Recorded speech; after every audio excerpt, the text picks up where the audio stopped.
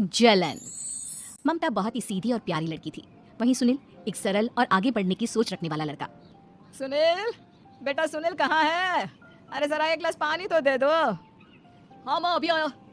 क्या माँ, पानी तेरे सर के पास ही तो रखा है, क्या हो गया है? तबीयत खराब है क्या? अरे नहीं नहीं, वो उठने का मन ही नहीं कर रहा था, तो देखा ही नहीं। वैसे क्या कर रहा है? यहाँ बैठना मेरे पास। माँ पढ़ रहा था। वो क्या ना, नौकरी में तो वक्त नहीं मिलता, अब ऑफिस से घर आकर ही तो वक्त मिलता है। अच्छा अच्छा ठीक है, पढ़ ले जा बेटा। सुनील पढ़ लिख कर और आगे बढ़ना चाहता था, लेकिन माँ की तबीयत खराब देखकर सोचता है कि शादी ही कर ले, तब तक माँ का ख्याल वो अकेले रख पाएगा। तो एक दिन, माँ ये ममता है, मैंने इससे शादी कर ली है। तुम्हारी तबीयत भी ठीक नहीं रहती, तो मैंने सोचा शादी कर लेता हूँ। घर संभालने वाली और तुम्हें संभालने वाली कोई आ जाएगी तो अच्छा रहेगा। माँ अचानक से सामने बहू देखकर हैरान रह जाती है। बेटा ये क्या बात होती है? न बैंड न बाजा न दहेज न शगुन, ऐसे कैसे बहू आ गई? माँ तू तो जानती है मैं नौकरी के साथ पढ़ाई कर रहा हूँ, तो कहाँ से इतना पैसा बचा पाता कि धूमधाम से शादी करता।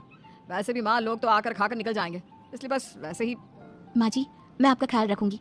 वैसे भी ये आगे की पढ़ाई कर रहे हैं, अच्छा कुछ कर गए तो सबके दिन फिर से अच्छे आ जाएंगे। सास को ममता की बात ठीक तो लगती है, लेकिन मन में कहीं ना कहीं लगता है कि कहीं बहू बेटे को लेकर फुर्र ना हो जाए और फिर तो वो रह जाएगी अकेली। बेटा देख, मेरा जो कुछ भी है वो सुनील ही है, और सुनील का भी अब इस दुनिया में मैं ही हूँ और कोई नहीं। क्या सुनील?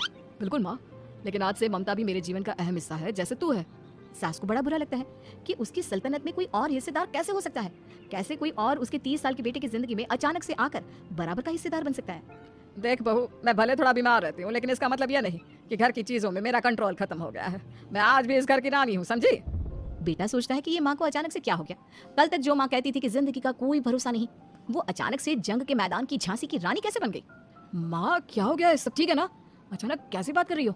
ममता का आज पहला दिन है, स्वागत करो उसका। आसपास की आंटियों को बुलाओ, नई दुल्हन की मुंह दिखाई करवाओ। खैर, सास होने का फर्ज निभाती है और बाद में एक सहेली के साथ बाहर निकल जाती है। क्यों नहीं बताया नहीं कि बेटे का ब्याह कर रही हो? वैसे तो सारा दिन हम ही में घुसी रहती हो।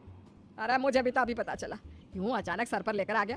कहता है बहू है माँ तुम्हारी, अब इसको भी इतना ही मैं प्यार करता हूँ जितना तुझे करता हूँ। लो जी, ये क्या बात होगी? क्यों इतना प्यार करता है? अरे माँ का प्यार तो ज्यादा होता है। अब उसको तो कोई दूसरा पति मिल सकता है, लेकिन तुम ही बताओ, क्या माँ की ममता किसी और की हो सकती है? ना जी ना, बेटे को समझाओ ये बात।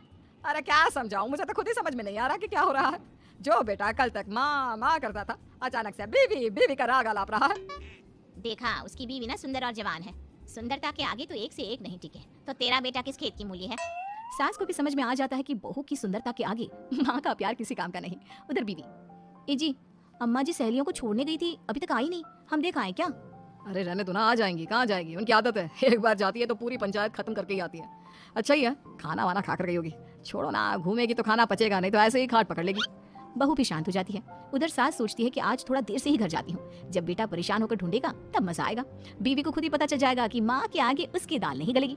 लेकिन वहीं दूसरी ओर घर पर, ए जी, माँ जी अभी भी नहीं आई, हमको तो घबराहट हो रही है कि क्या करें, जाकर पता करें किसी के घर। अच्छा कहाँ जाओगी ये भी बता दो। पहला दिन है तुम्हारा इस घर में और एक ही दिन में मोहल्ला छानोगी क्या? हाँ तो आप भी तो नहीं जा रहे हैं ना, हमको फिक्र हो रही है। अरे यार ये रोज का है अम्मा का, खाओ और सो जाओ। बस फिर क्या था, बेटा बहू खाना खाते हैं और कमरे में सोने चले जाते हैं। उधर जब सास को कोई देखने नहीं आता तो वो हार कर घर आ जाती है, जहाँ वो देखती है कि सारे घर की लाइट्स बंद है। सास को गुस्सा आता है, बहू, ममता बहू कहाँ हो? लेकिन सारे दिन की थकी बहू को ऐसी नींद आती है जैसे किसी ने भांग की गोली खिला दी हो। वो तो नहीं उठती, उठकर आ जाता है बेटा। क्या बात है अम्मा, काहे चिल्ला रही हो? अरे सो जाओ ना, सुबह की थकी है बहू, वो सो रही है। जोर से बोलोगी तो नींद खुल जाएगी उसकी। माँ को गुस्सा आ जाता है। फिलहाल तो सो जाती है, लेकिन मन ही मन ढेर सारा जहर बहू के लिए भरा होता है।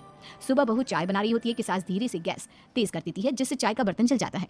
और जैसे ही बहू चाय का बर्तन उठाती है उसका हाथ जल जाता है। मेरा हाथ जल गया। वो जोर जोर से चिल्लाकर इधर उधर भागती है कि सास थोड़ी देर में उसके हाथ में पानी डाल देती है। हाय रे बहू, क्या कर रही हो? पहली बार रसोई छुई हो क्या? सासू माँ गलती से गैस तेज रह गई थी और बर्तन जल गया, जिससे मेरा हाथ जल गया। हाय रे कितना गंदा दाग, छी छी छी छी, मुझे तो उल्टी आ रही है तेरा गला हुआ मांस देखकर। तू ना मुझे अभी साथ से खाना मत लगाना। बहू भी खुद का हाथ देखती है तो उसे भी रोना आ जाता है। कुछ दिनों के बाद सास की सहेली आती है, बहू चाय बनाकर लाती है। उसके जाने के बाद सहेली कहती है, बहू की सुंदरता ऐसी है कि कोई भी दीवाना हो जाए। वैसे तेरे बेटे का क्या हाल है? अरे वैसा ही है, बहू के पीछे लड्डू। क्या करूं, कुछ समझ में नहीं आ रहा। मैंने तो बहू के चेहरे पर दिवाली के पटाखे की चक्री फाड़ी, उसका पूरा चेहरा जल गया। अब देखो ना रही सुंदरता, और ना ही अब मेरा बेटा उसे पूछता है। अरे अब तो वो उसे छोड़कर दूसरी भी देखने को बोल गया है मुझे। बहू सारी बात सुन रही होती है। आंटी एक बात बताइए, क्या भरोसा है कि दूसरी सही आए और आपके अनुसार रहे? देखिए आंटी, मेरी सासू माँ को गलत बात सिखाने की जरूरत नहीं है। हमारा परिवार साथ में खुशी से रह रहा है। देख बहू, मेरी सहेली की बेइज्जती ना कर, वही अच्छा रहेगा तेरे लिए, समझी? बहू नहीं मानती है। वो बार बार उनकी सहेली को घर से निकल जाने को कहती है। तभी सास की सहेली पास के चूल्हे से लकड़ी लाकर बहू के चेहरे पर लगा देती है। बहू जोर जोर से रोने लगती है। अरे ये क्या कर दिया? मैंने कहा किया, ये तो तूने किया। तू ही नहीं चाहती थी कि बहू बेटी के साथ रहे, भला मैं क्यों करूंगी?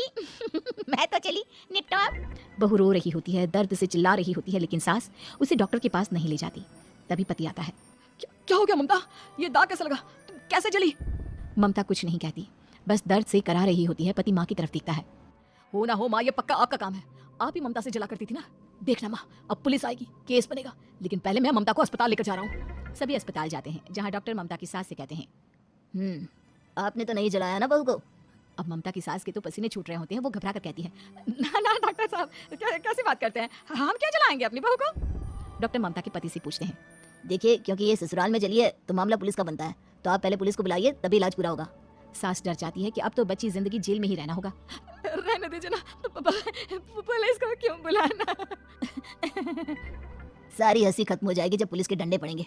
बहू को जलाना भले ही बहुत आसान हो, लेकिन उसके बाद सारी जिंदगी जेल की हवा खाना। सास डर जाती है। पुलिस आती है। पास लेटी दर्द से करा रही ममता स्टेटमेंट देती है। तो क्या हुआ था? कैसे जली आप? ममता पास खड़ी सास को देखती है। बेटी बताओ, कैसे जल गई तुम? ओए, काका किरण वाली शाहरुख, चुप, बिल्कुल चुप। सास चुप। सभी इंतजार करते हैं कि ममता क्या बोलेगी। जी मैं खाना बना रही थी, लकड़ी उड़कर मेरे ऊपर गिर गई और मैं जल गई। सास बहू की बात सुनकर रोने लगती है। देखा माँ, कितनी समझदार है ममता। ये चाहती तो, हाँ बेटा, ये चाहती तो मैं आज जेल में होती। मुझे माफ कर दे, मैं आगे से अभी कभी ऐसा नहीं करूंगी। बहू के साथ मिलकर रहूंगी, मुझे माफ कर दे।